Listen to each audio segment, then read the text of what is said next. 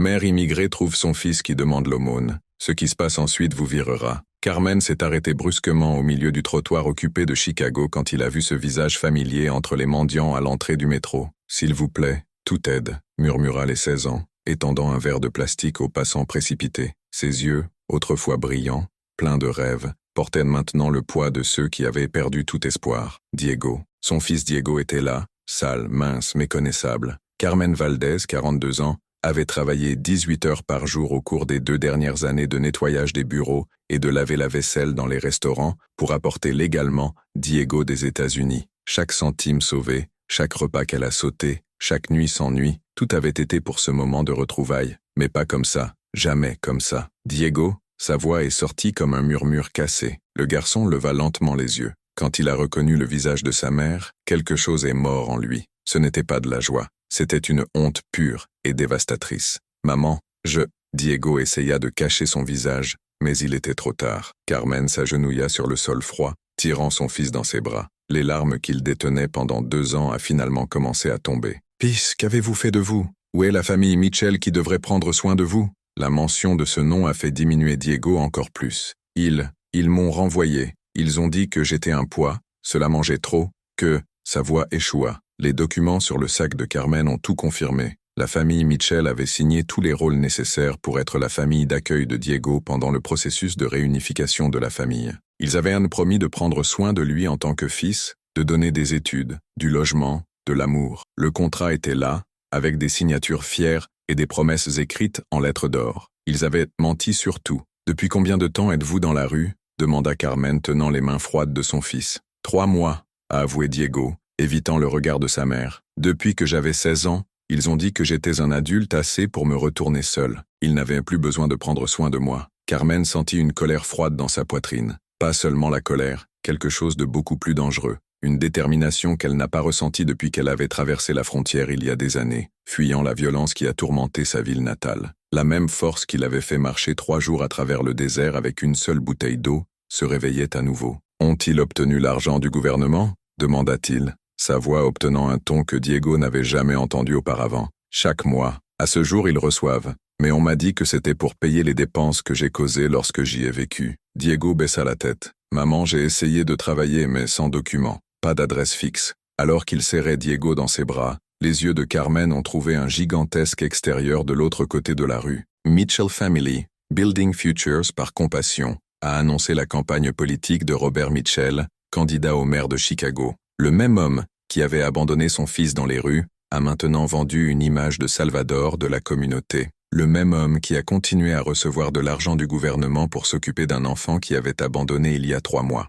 Carmen a souri pour la première fois depuis des mois, mais ce n'était pas un sourire de joie. C'était le sourire de quelqu'un qui venait de trouver un objectif beaucoup plus grand que la simple survie. C'était le sourire d'une femme qu'elle avait apprise, dans les rues poussiéreuses de sa patrie, que la justice ne vient pas toujours des tribunaux. Parfois, il doit être servi par les mains mêmes de ceux qui ont été blessés. Là, assis sur le sol froid de Chicago, serrant son fils abandonné, Carmen Valdez ne semblait pas très menaçant. Mais quiconque connaît la vraie force d'une mère sait qu'elle grandit exactement lorsque tout semble perdu, et que cette force a le pouvoir de renverser des empires entiers lorsqu'il est ému par le siège de la justice. Si vous appréciez cette histoire d'une mère qui n'abandonnera pas les combats pour son enfant, assurez-vous de vous abonner à la chaîne pour découvrir comment un simple immigrant est sur le point de renverser l'un des politiciens les plus puissants de la ville en utilisant uniquement la vérité qu'il craint. 3 jours se sont écoulés depuis la réunion à la station de métro. Carmen avait loué une petite pièce dans une pension bon marché où Diego a pris son premier bain chaud depuis des mois.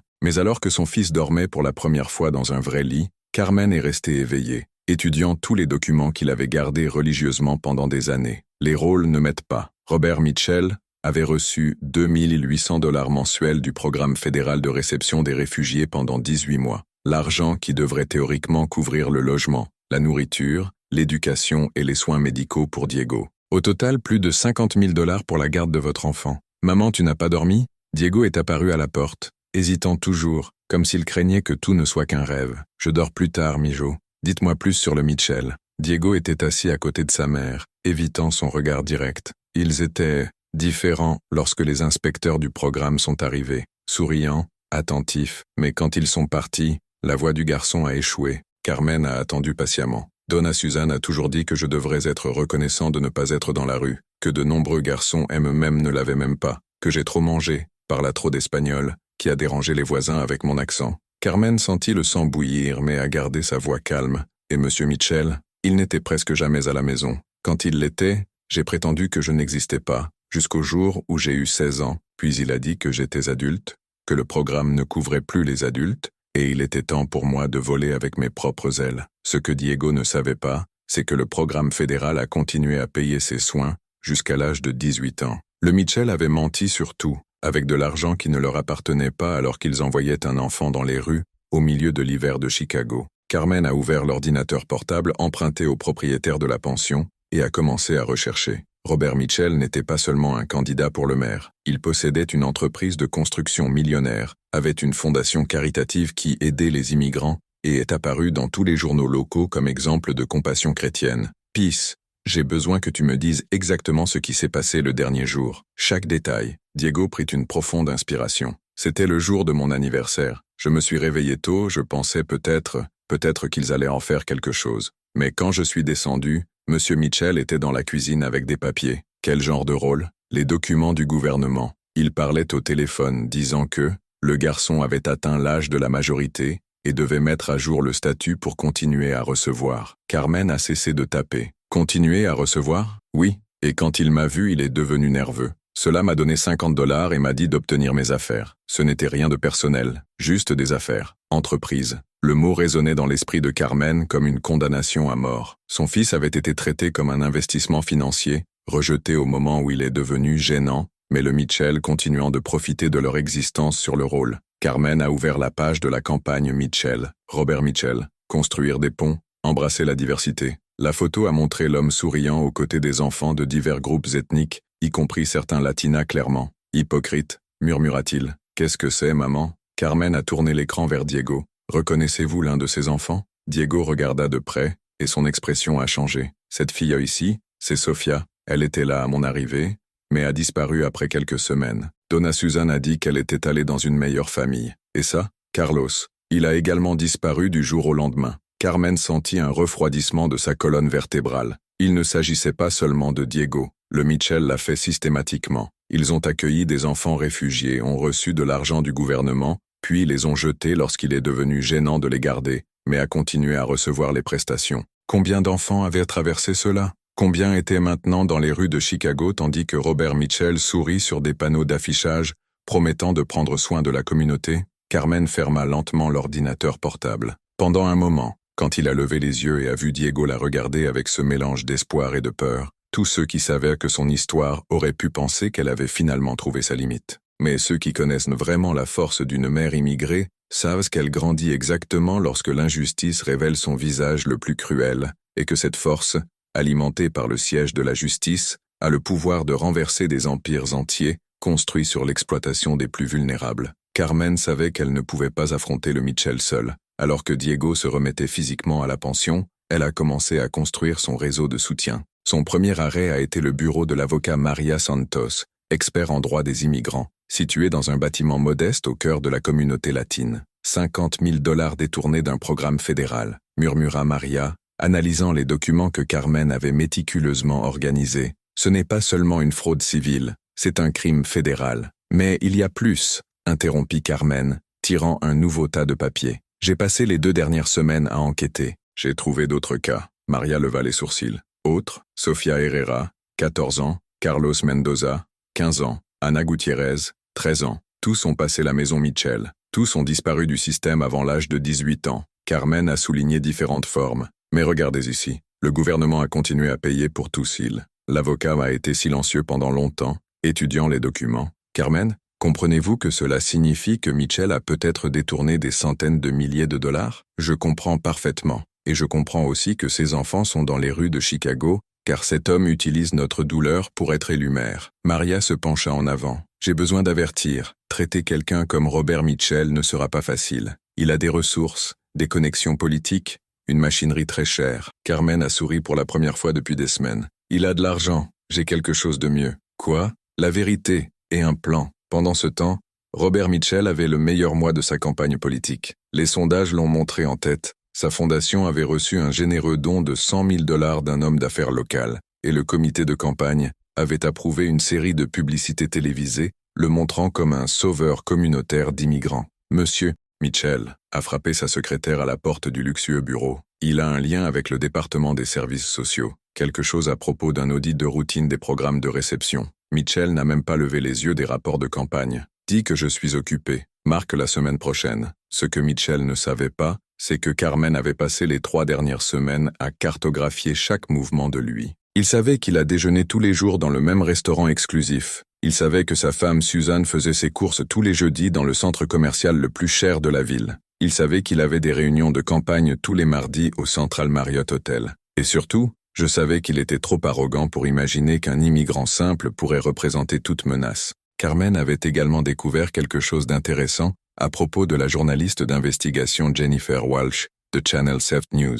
Jennifer avait tenté d'enquêter sur les irrégularités du système de réception des réfugiés 2 ans plus tôt, mais son histoire avait été mystérieusement annulée à la dernière minute. Jennifer, Carmen a appelé la salle de rédaction. Je m'appelle Carmen Valdez. Je crois que vous seriez intéressé à savoir que ce système de réception que vous vouliez enquêter, eh bien, j'ai toutes les preuves dont vous aviez besoin. Comment avez-vous obtenu mon numéro direct? Disons que lorsque vous avez besoin de trouver votre enfant dans la rue, il apprend à trouver quiconque en a besoin. Carmen s'arrêta. Puis-je vous envoyer des documents par email? Je suis sûr que vous reconnaîtrez certains noms. 1 heure plus tard, Jennifer a rappelé. Carmen, j'ai besoin de te voir, maintenant. Alors que Carmen a construit son réseau de soutien, le Mitchell a vécu leur routine habituelle. Robert a continué à apparaître lors d'événements de campagne promettant de embrasser la diversité et de construire des ponts dans la communauté. Suzanne a continué à dépenser l'argent détourné pour les sacs de créateurs et les dîners chers. Ni l'un ni l'autre ne s'est rendu compte qu'une femme de 42 ans,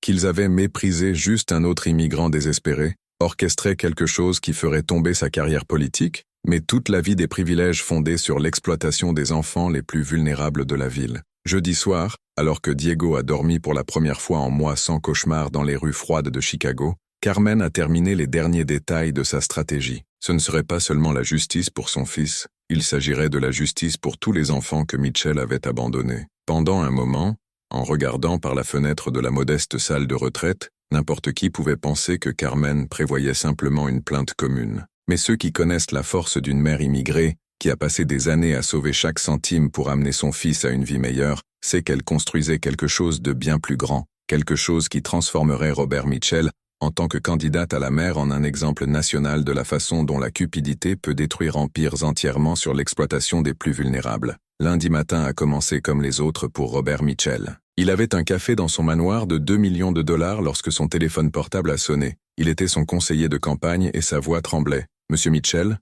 besoin d'allumer la télévision. Channel 7, maintenant. » Jennifer Walsh est apparue à l'écran avec une expression sérieuse. « Bonjour Chicago. Ce matin, nous avons révélé une enquête exclusive sur la fraude systématique dans le programme fédéral de réception des réfugiés. Et le protagoniste de cette histoire peut vous choquer. La photo de Robert Mitchell est apparue à l'écran avec le titre « Le candidat du maire a détourné des centaines de milliers de dollars pour les enfants réfugiés. » Mitchell a renversé la tasse de café. « C'est impossible. Au cours des 18 derniers mois, » a poursuivi Jennifer, Robert Mitchell et son épouse Suzanne ont reçu plus de 200 000 $ du gouvernement fédéral pour s'occuper des enfants réfugiés. Le problème? Des cols ont été abandonnés dans les rues de Chicago il y a des mois. La caméra a montré Diego, propre et bien habillé, assis à côté de Carmen. Je m'appelle Diego Valdez. Pendant 8 mois, j'ai vécu chez Mitchell. À mon 16e anniversaire, ils m'ont donné 50 $ et m'ont renvoyé. Mais ils ont continué à recevoir de l'argent du gouvernement comme s'ils prenaient toujours soin de moi. Le téléphone portable de Mitchell a continué à jouer. Conseillers, avocats, journalistes,